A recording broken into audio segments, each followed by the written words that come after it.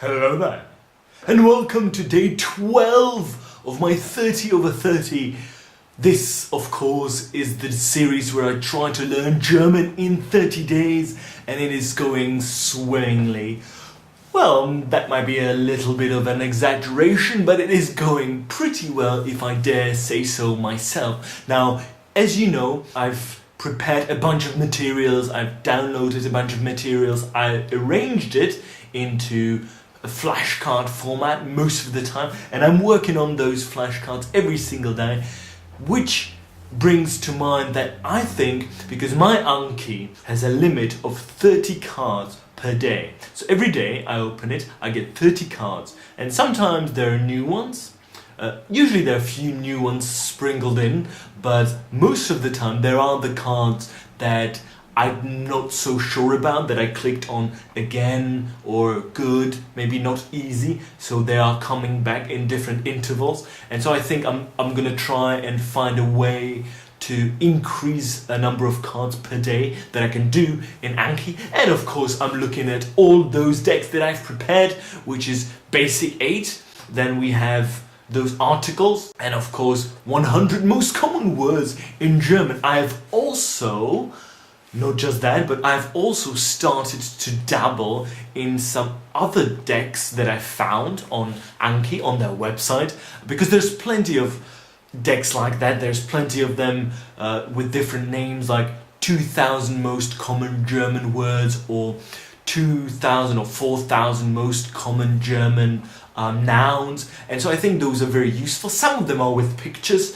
and some of them are with audio as well, so that is super useful, and I'm trying to put all of those together. But that's not all. In my mind there are 3 major levels, if you will, of learning. Number 1, copying. That is simply where it doesn't matter if it's a sport or at school. Level 1 is where you try and copy your master or the material or whatever it is that you're trying to learn. You just look at it and you try to imitate as well as you can. Number 2, the second level, is combination, because as time passes on, you will take a peek, you will take a look at different kinds of materials. If it's a sport, maybe you'll get different teachers, different coaches, and so now you have different baselines, in a manner of speaking, and so you can take a little bit from this coach, a little bit from this coach, a little bit from this material, a little bit from this material, and you can combine it in a new way, in a way that suits you. And number 3, the third level, in my mind again, is your own production. That is where you combine so many things, or just things start to click in a new way, or just something magical happens, if you will, and you start producing your own things without ever necessarily doing them yourself. So maybe you understand the concept when we're talking about language, maybe you understand the concept or you understand the grammar, but you've never used these particular words in this particular order, but hell, you just go for it and you try it, and Lord knows it's alright and it's correct. In my mind, those are the 3 levels of learning, which brings me to what I want to show you today, because if you remember, we have started with the deconstruction dozen. Now today, I've just come back from the gym, so I'm very lazy, so I'm not gonna stand, I'm just gonna chillax like that. Not too much though. You remember the deconstruction dozen, yes? The apple is red. It's a fascinating sentence, I know. But when we look at it, let's look at the German version for now. Der Apfel ist rot. Now, I mentioned combination, so because I've already researched some new words, we have 100 most common words, I can try and substitute things. I can try and combine those things with something I've learned from somewhere else. So let's say, instead of saying der Apfel ist rot, I could say maybe, and I'm never 100%, but it's all about experimentation, so maybe I could say das Bier ist gut. Das Bier ist gut. In other words, the beer is good. Moving on to sentence number 2, we had this, And in English, of course, it is John's apple. But let's look at the German version again. Es ist Hans Apfel. So thinking about what I could do, because obviously I'm nowhere near proficient enough to do something, incredible and completely transform the sentence. But maybe I could say, es ist sein Apfel. Es ist sein Apfel. Because this sein is just like the word to be, but from the 100 most common words of German, we know that sein is something like his, or its perhaps. So I could be saying, it is his apple, or its apple. I'm not entirely sure, but I'm guessing we could say, es ist sein Apfel. Number 3. We have, I give John the apple, and of course in German it says, ich gebe Hans den Apfel. Now because I don't know what's going on with the article, because all I know for now is der, die, das, as we've learned before. Let's see if I can maybe change the beginning. So instead of saying ich gebe, I could say du, or du gibst. Du gibst Hans den Apfel. And I've looked up the different versions, the different forms of the verb to give, gebe. So I know that I can say, du gibst Hans den Apfel. You give John the apple. Number 4. Oh, that's right, I give him the apple. In German we have, wir geben ihm den Apfel. Now what could we change? I'm not quite sure about all these fancy things in the back. So maybe instead of we, I could say, ihr gebt, as in you, as in plural you. So ihr gebt ihm den Apfel. In other words, you give him the apple. He gives it to John is number 5. Here we go.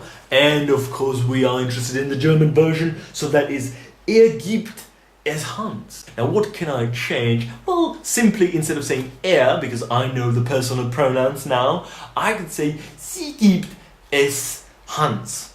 She gives it to John.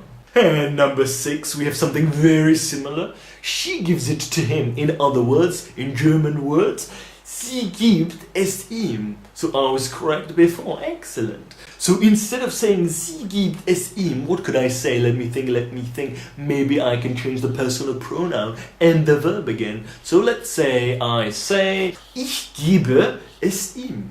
Ich gebe es ihm. And we had ich gebe in one of those sentences before. Number 7. Is the apple red? Ist der Apfel rot? So this is a question. I don't want to mess up the question format too much. So instead of just saying rot, which is red, I could say, ist der Apfel neu? Is the apple new? And neu is one of the 100 most common words of German. So once again, ist der Apfel rot? Will become, ist der Apfel neu? Number 8, we have the apples are red, so plural. Die Apfel sind rot. What can I change? Maybe, that's right, maybe I can try and say the negative, because I know how to say the negative. Not, which is nicht, it is in the 100 most common words. Again, so maybe I could say, die Apfel sind nicht rot. Or perhaps even, die Apfel sind nicht gut. Yes, let's do that. Die Apfel sind nicht gut. And that should be, the apples are not good. Let's look at number 9, which is, I must give it to him. I must give it to him, which of course in German says, ich muss es ihm geben. Ich muss es ihm geben. So what can I change there with number 9? Ich muss es ihm geben. Let's try something a little different. So maybe instead of saying geben, which obviously is give, I can use some of the basic 8 verbs. Which one I could use so that it would still make sense? Maybe machen, to do. I could say I must do it to him. Perhaps in German it could even be translated as I must do it for him. I'm not quite sure, but let's try to say ich muss es ihm machen. Ich muss es ihm machen. And all I'm trying to do here basically is that two-verb sentence, at least that is my theory. Must and give. So give is an infinitive, geben. So machen is an infinitive as well. So all I'm going to do is I'm going to change that. So once again we have ich muss es ihm machen. Number 10, I want to give it to her. Ich will es ihr geben. And of course we have the ich möchte es ihr geben. But let's just work with will for now. So ich will es ihr geben. Let's just try the personal pronoun, a different personal pronoun. So instead of saying ich, we're gonna say wir wollen es ihr geben. Wir wollen es ihr geben, which should be we want to give it to her. Number 11. What do we have in number 11? There we are. I'm going to know tomorrow. I'm gonna know tomorrow. Ich werde es morgen wissen. So this is a more complex grammatical structure for me. So I don't want to mess it up. I don't want to mess with it too much. So maybe I can change morgen, which is, I'm sorry, I probably should say morgen. Morgen. That's right. It's soft. Remember the R's, the three different R's. So this should be, I think, the soft one, the morgen. Morgen. I'm going to work on that some more. So we have, once again, ich werde es morgen wissen. So I'm going to change morgen, which I know is tomorrow, and I'm going to say today. Ich werde es heute wissen. Ich werde es heute wissen. Almost done, people, almost done. I can't eat the apple. I can't eat the apple. What are you talking about? Yes, you can. No, you can't. I can't eat the apple. In German, ich kann den Apfel nicht essen. So I used this knowledge before, in one of the sentences before, when I used the negative. So what can I change? What can I change? Let me think about this. We have den Apfel. There's something going on with that article. It's not der, it's not die, and it's not das. But I do know that in the first sentence, we originally had der Apfel ist rot. So der Apfel, that's the article that Apfel normally uses. But it doesn't use it here, so there's no reason for me to think that das Bier will be das Bier here. So, because I don't know any other articles, I'm just going to stick with den, and I'm going to say ich kann den Bier nicht essen. Well, essen is eat, and I've looked up that to drink is Getränk. If we want to say I can't drink the beer, it should be or might be ich kann den Bier nicht Getränk. Which brings us to our bonus number 13. 13th sentence in our deconstruction dozen, which obviously doesn't match the whole dozen thing. But number 13 is this. I've just eaten the apple. And in German we have ich habe, the funky article again, ich habe den Apfel gerade gegessen. So again, this is a complex or more complex grammatical structure, so I don't want to mess up the whole thing. I don't want to mess with it too much. So what I'm going to change is just the beginning. Again, personal pronoun and a verb. So instead of saying ich habe, because I know that already, let's say du hast den Apfel gerade gegessen. So that is it. That is how I play with these sentences and words. Obviously, I experiment, I try things, I put them here, I put them there. If I have the time, if I have the opportunity, I look it up online to double check and triple check if it's correct, or just check once if that makes sense at all.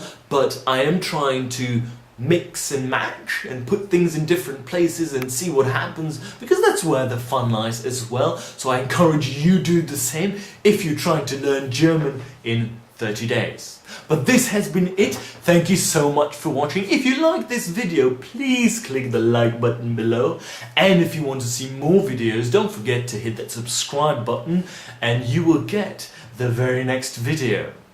Thanks again for watching. I hope to see you tomorrow, and you guys take care.